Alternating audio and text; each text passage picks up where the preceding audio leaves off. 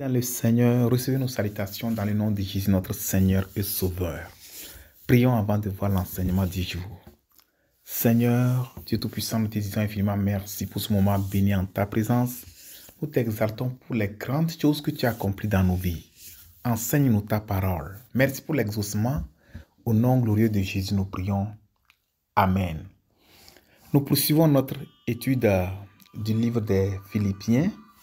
Et aujourd'hui, nous sommes à la troisième étude intitulée « Le progrès de l'évangile à travers la persécution ». Le progrès de l'évangile à travers la persécution. Philippiens 1, verset 12 à 19. Je veux que vous sachiez, frères, que ce qui m'est arrivé a plutôt contribué au progrès de l'évangile. En effet, dans tout le prétoire et partout ailleurs, nul n'ignore que c'est pour Christ que je suis dans les liens. Et la plupart des frères dans le Seigneur, encouragés par mes liens, ont plus d'assurance pour annoncer sans crainte la parole. Quelques-uns, il est vrai, prêchent Christ par envie et par esprit de dispute, mais d'autres le prêchent avec des dispositions bienveillantes. Ceux-ci agissent par amour, sachant que je suis établi pour la défense de l'Évangile, tandis que ceux-là, animés d'un esprit de dispute, annoncent Christ par des motifs qui ne sont pas purs et avec la pensée de me susciter quelques tribulations dans mes liens. Qu'importe. De toute manière, que ce soit pour l'apparence, que ce soit sincèrement, Christ n'est pas moins annoncé.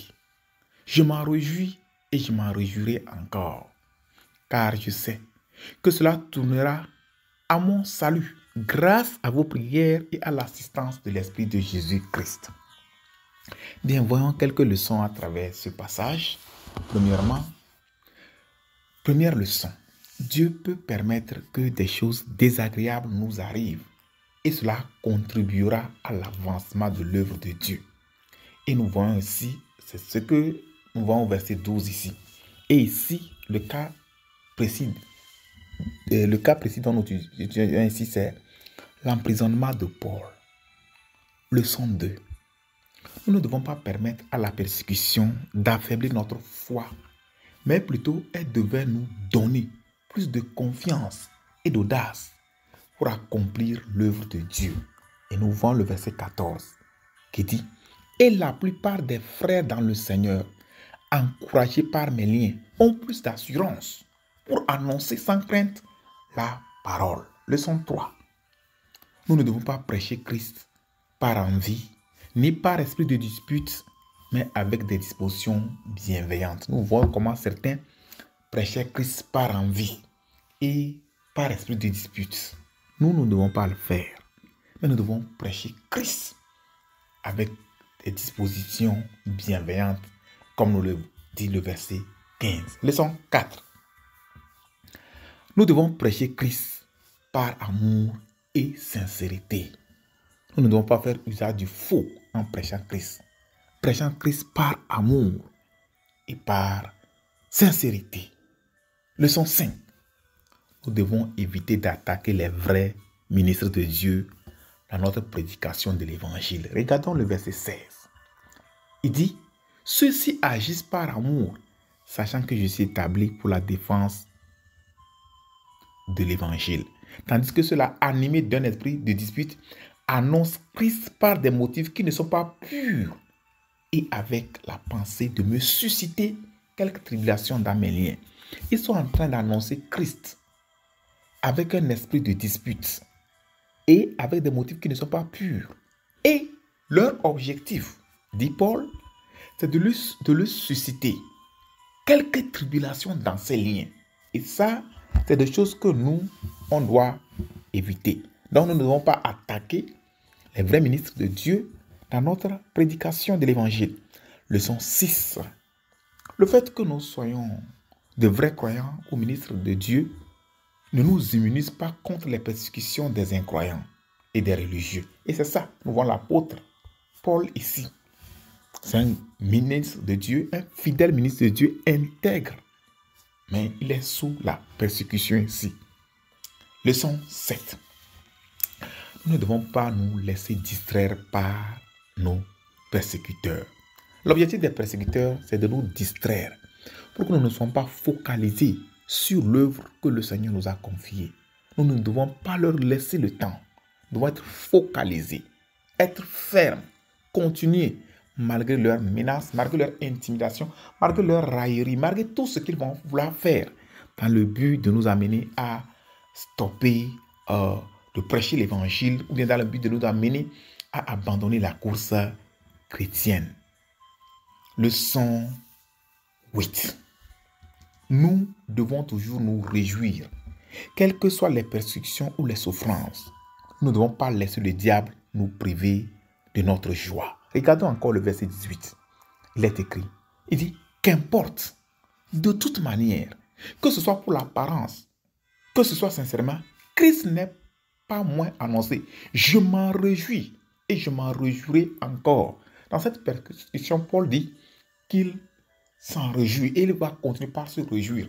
Et c'est ce dont nous venons de parler. Notre Seigneur Jésus-Christ nous a dit quelque chose à propos.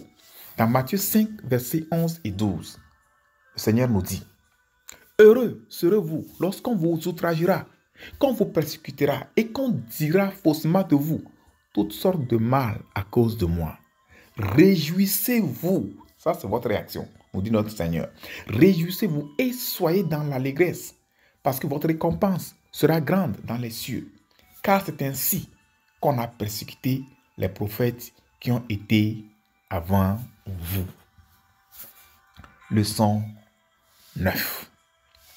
Nous devons avoir foi que Dieu nous sauvera de toutes les situations difficiles. Ayons foi en Dieu, quel que soit ce qui se passe.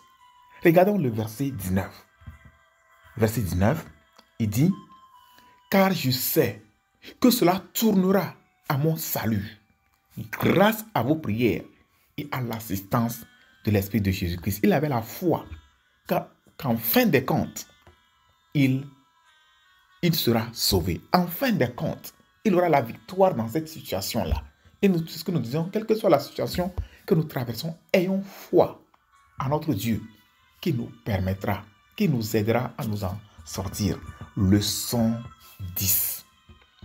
Nous devons prier pour les persécutés et les frères qui traversent des temps de souffrance. Et le verset 19, l'apôtre dit là-bas encore, revoyons encore ce verset, il dit, « Car je sais que cela tournera à mon salut grâce à vos prières. » Grâce à vos prières. Donc, nous sommes appelés à prier pour les frères et les sœurs qui sont dans les persécutions. Nos prières peuvent apporter quelque chose. Nos prières peuvent agir pour que le Seigneur intervienne pour les aider dans ces situations difficiles. Leçon 11 maintenant. Nous devons solliciter aussi les prières des frères lorsque nous sommes persécutés. L'apôtre dit que cela tournera à son salut grâce aux prières des gens. Donc, nous aussi, quand nous sommes dans des situations, il ne faut pas rester seulement isolés, il ne faut pas nous recroqueviller sur nous seuls. Nous pouvons demander aux gens de prier, de nous soutenir dans les prières. Et Dieu exauce ces prières. Leçon 12.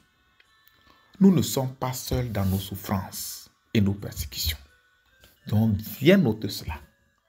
Le Saint-Esprit nous assiste.